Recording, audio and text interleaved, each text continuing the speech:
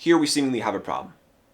How can these verses be reconciled with the gospel? Especially verses 21 to 22, because verses 21 to 22 say that Abraham was justified by works, and by works was his faith made perfect. And verse 24 continues this and says how by works a man is justified, and not by faith only. At first, right, someone may be tempted to just scrap the gospel of salvation by grace through faith alone because they can't see a way out of these verses. But we got to ask ourselves again, in what sense was Abraham justified by his works?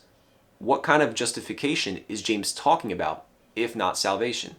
How was Abraham's faith made perfect? What shall we say then that Abraham our father, as pertaining to the flesh, hath found? For if Abraham were justified by works, he hath whereof to glory, but not before God.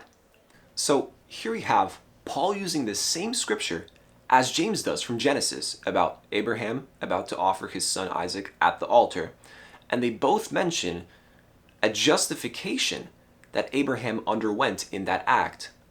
But Paul's letter makes clear to us that this justification that Abraham found was not in reference to salvation.